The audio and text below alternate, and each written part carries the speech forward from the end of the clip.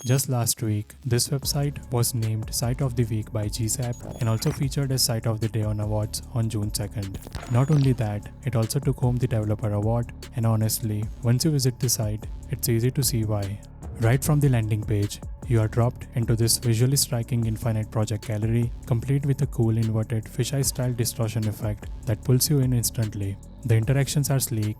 When you click and drag, the canvas zooms out slightly, following your movement, and as soon as you release, it snaps smoothly back to its original scale. A few pro members shared this site in our server and requested a breakdown, so I knew it was worth digging into. After spending a solid amount of time on it, I managed to recreate a near identical experience using Three.js and custom shaders. As you can see, all the key interactions are there. You can drag it infinitely, the distortion stays consistent, and the scale animation adds that subtle dynamic feel. On top of that, I have made it highly configurable. You can adjust the cell size, tweak all the canvas and border colors, and more. Each project item also has a click event listener attached. Right now, I am using a common route for demonstration, but when you repurpose this for your own projects, you can link each item to a different page just by updating a simple array of objects, which I'll show you in a minute. If you would like to see more award-winning experiences broken down and built from scratch, drop a like on the video and subscribe if you haven't already. And if you want to access the source code for this project plus hundreds of other similar micro projects along with a new website template every month, you can check out the pro membership via the link in the description. Alright, let's get into it. Before we dive into the code, let me quickly walk you through the project structure. Apart from the basic HTML, CSS and JavaScript files, we have got a few additional files that power the whole experience. First up, there is a file called data.js. In this file, I have created an array of project objects. Each one includes a title, an image path, the year, and a route. This is what we'll use to dynamically generate the content of our gallery. Then there is shaders.js. This contains our custom vertex and fragment shaders, the real magic behind the visual effects you are going to see in the gallery. Now, I've said this before and I'll say it again, I have no experience in writing shaders. In fact, I only recently started exploring WebGL, but thanks to AI, I was able to get a head start. I used Claude to help write the shaders based on what I needed and then tweaked them along the way to get everything working just right. We'll be using these shaders to draw our entire grid on a single plane, apply distortion, manage overstates, and even render text, all inside the GPU. Next, I've added a simple HTML file called sample project. This is just for demo purposes. It's a plain page with some text and a link back to the home page. You don't really need this, but when you integrate this into your own site, you'll probably want to link each project to an actual route. That's something you can configure right inside data.js file. Now let me show you the assets. Inside the public folder, I've added 25 images for now. These match the paths we defined earlier in data file. That's pretty much it for the setup. Now let's look at the HTML itself. We really don't need much here. We'll just add a section with an ID of gallery. This is where we'll render our entire gallery using JavaScript. Inside that section, I'll add a single div with the class vignette overlay. You don't strictly need this, but I'm going to use it later to add a soft vignette effect around the corners just to give it a more immersive feel. We'll handle that with CSS. And that's pretty much it for the HTML. Alright, let's move on to the styling. I'm starting off by importing a clean monospace font from Google Fonts. It gives the whole layout a modern, minimal feel that works great for the tech-driven interfaces. Then, I've added a basic CSS reset, removing default margins and paddings, and setting up consistent box sizing across all elements. Just a standard setup to keep things tidy. For the body, I'm applying the new font, setting the background to black, and turning off text selection. I'm also changing the cursor to a grab icon to signal that this canvas is draggable.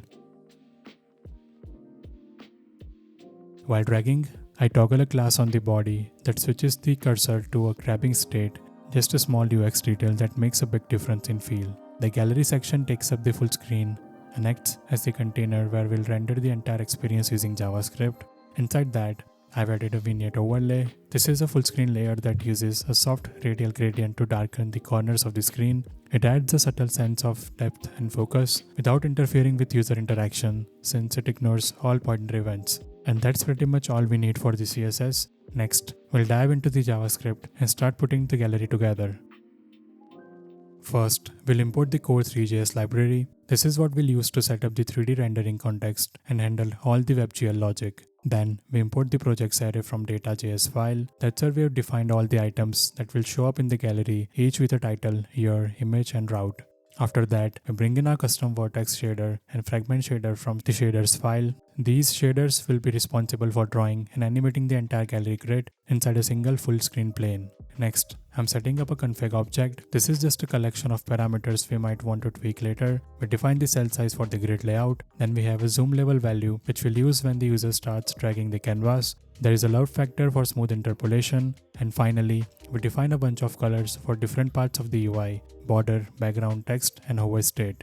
For the hover color, I've set this one to white but with zero opacity. Personally, I didn't want any hover glow or change for this version, but I've left the option here in case you want to enable it later. Just change the opacity or pick a different color and you are good to go. After that, we'll declare a few global variables we'll need throughout the project. We start with scene, camera, renderer, and plane. These are core to any Three.js setup. The scene holds everything, the camera determines the view, the renderer draws it all on the screen, and the plane will be our full screen geometry where the shader runs. Then we define a few variables to manage dragging behavior: is dragging, is click, and click start time. These help us detect whether the user is clicking or dragging and how long the interaction lasts.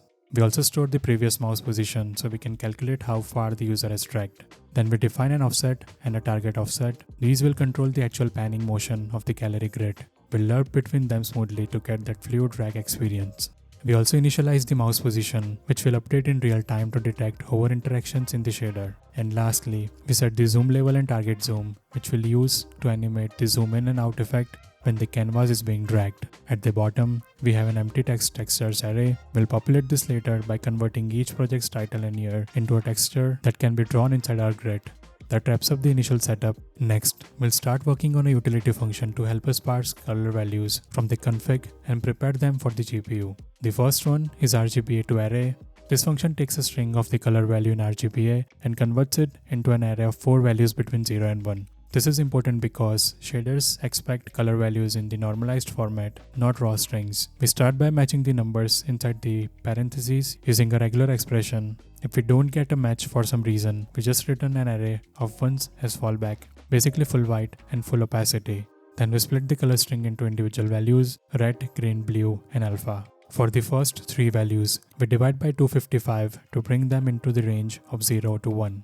And for alpha, we just parse it directly. If it's missing, we default to full opacity. This way, we can safely pass any color from our config object into a shader uniform. Next up, we have got the create text texture function. This is what we'll use to render the project title and year as textures so we can draw them inside the shader. We start by creating a new canvas element and giving it a fixed width and height. We'll draw the text onto this canvas and then convert it into a WebGL texture. We grab the 2D context, clear any existing content, and then set up the font styling.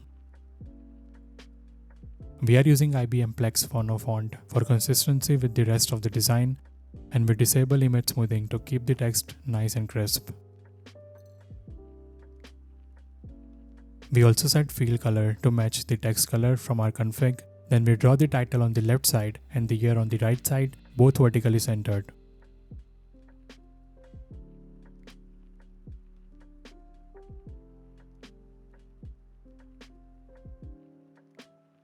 Once the text is drawn, we convert this canvas into a Three.js texture using canvas texture.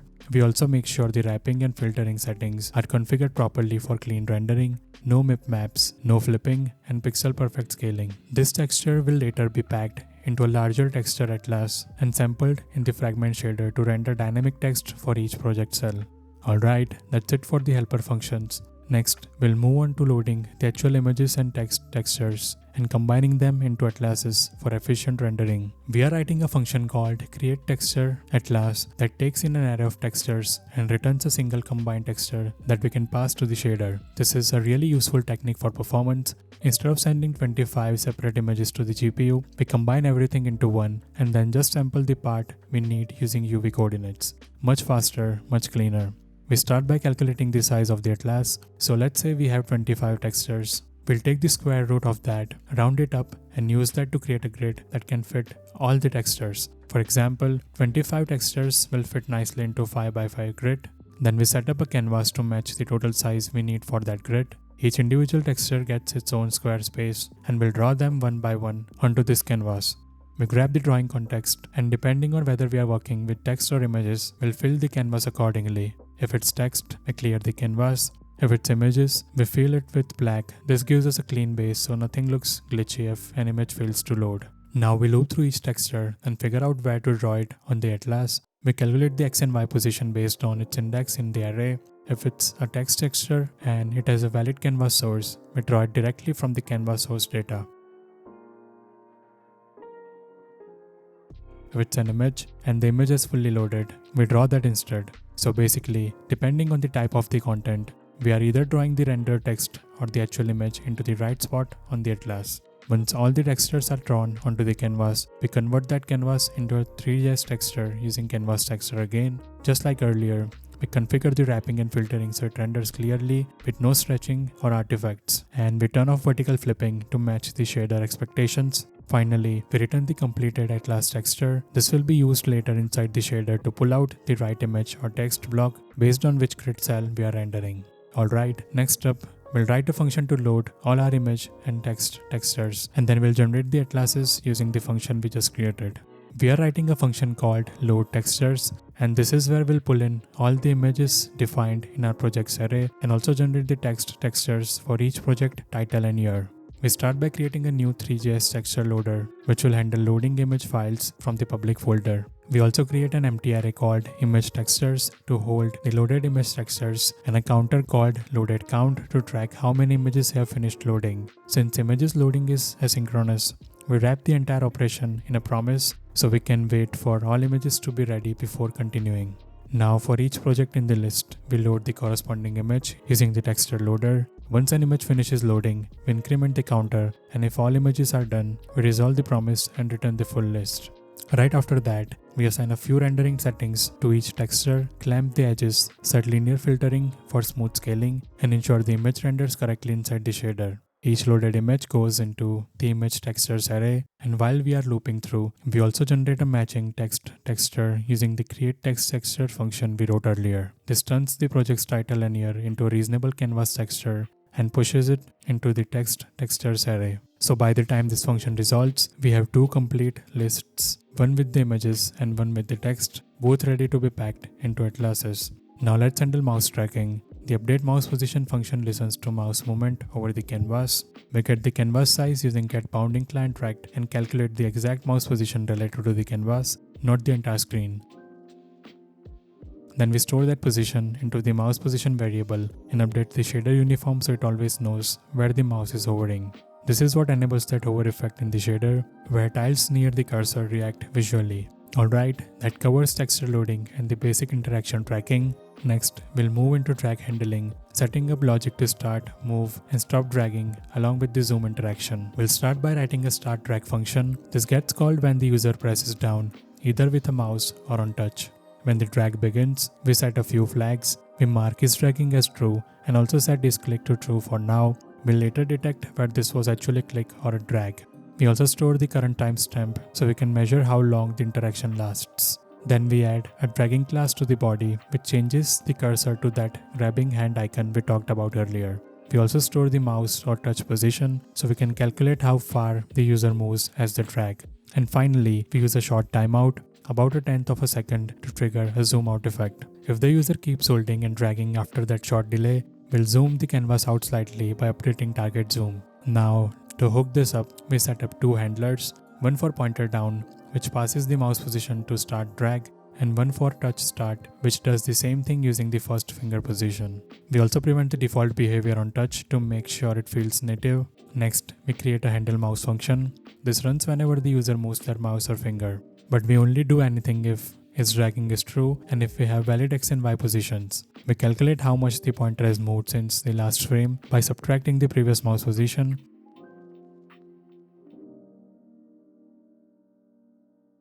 If the movement is significant, more than just a pixel or two, we set is click to false. This helps us distinguish between a genuine click and a drag gesture. We also make sure that if zoom hasn't already kicked in, we trigger it here. Then we update the target offset based on the movement. Dragging left or right pans the gallery horizontally, and dragging up or down moves it vertically.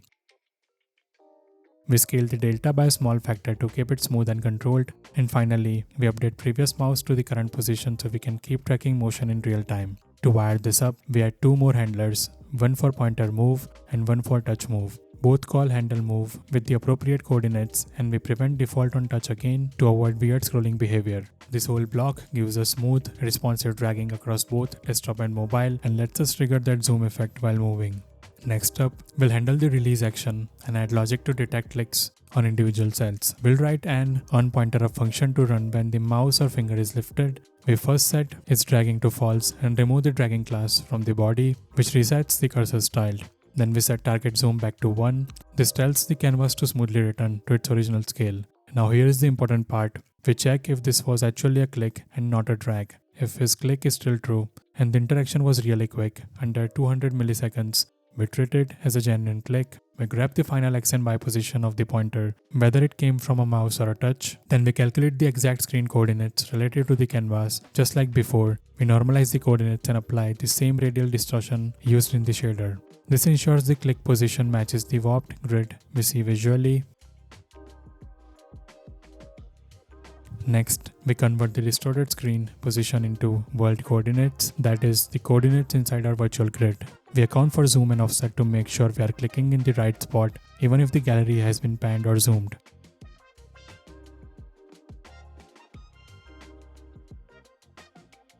We then divide those coordinates by the cell size to figure out which grid cell we clicked. From that, we calculate the texture index, making sure it wraps around correctly even if the values are negative.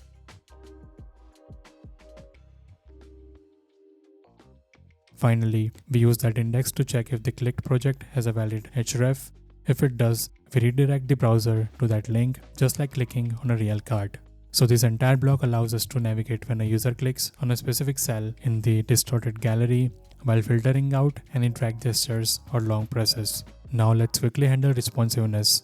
We'll write an onWindow resize function so the gallery scales correctly when the user resizes their browser. We get the current size of the gallery container and then update the camera's projection metrics accordingly. We also update the render size and pixel ratio to match the new dimensions. And lastly, we pass the new resolution to the shader so all the effects including the distortion and hover stay pixel perfect. Alright, next we'll wire up all our pointer and resize events and get this thing moving. We'll start a function called setupEventListeners. Inside this, we attach all the pointer and drag events we have written so far. We listen for mouse down, move and up so we can track dragging on desktop. We also handle mouse leave just in case the user releases the mouse outside the canvas. We still want to reset everything properly. Then we handled touch interactions. We used the same handlers as before but attached them to touch start, move and end events. We are passing a passive false option here to make sure we can call prevent default and stop the page from scrolling while dragging.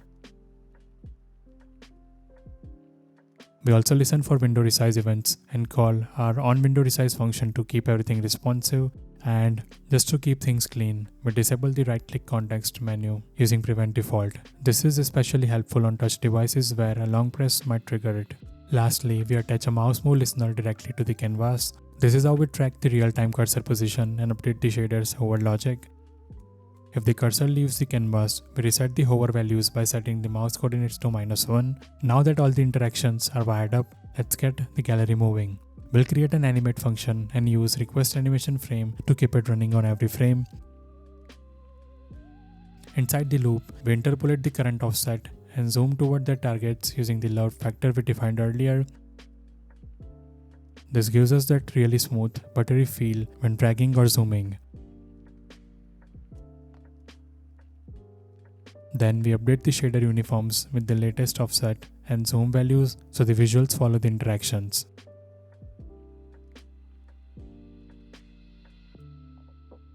And finally, we render the scene using the current camera view. This loop will keep running continuously and will update every time we drag, hover or zoom. Alright, up next, we'll bring it all together with the init function and start rendering everything on the page. We are going to write this function called init that sets up the scene, camera, renderer, shaders, and finally kicks off the animation. First, we grab a reference to our gallery section from the HTML If it doesn't exist for some reason, we just return early and skip the rest. Now let's set up the Three.js scene. We create a new scene and then add an orthographic camera. We are using an orthographic projection here because we don't need perspective or depth. We just need a flat 2D style grid rendered on a full screen plane. We position the camera just far enough forward to see everything clearly. Next, we create the WebGL renderer. We enable anti-aliasing for smoother edges and set the alpha to false since we don't need a transparent background. We set the renderer size to match the container dimensions and adjust the pixel ratio so everything looks sharp on high resolution screens. Then we take the background color from our config, convert it into an array and use it to set clear color for the renderer. We append the render's canvas to the gallery container so it becomes visible on the page. Now it's time to load all of our assets. We call load textures, which gives us an array of loaded image textures and also fills the text textures. We then pass those into create texture atlas to generate one big image atlas and one for text. Next, we define the uniforms that our shader will use. We pass in values like the offset, resolution, border color, hover color, background color, zoom level, mouse position, and the texture atlases we just created.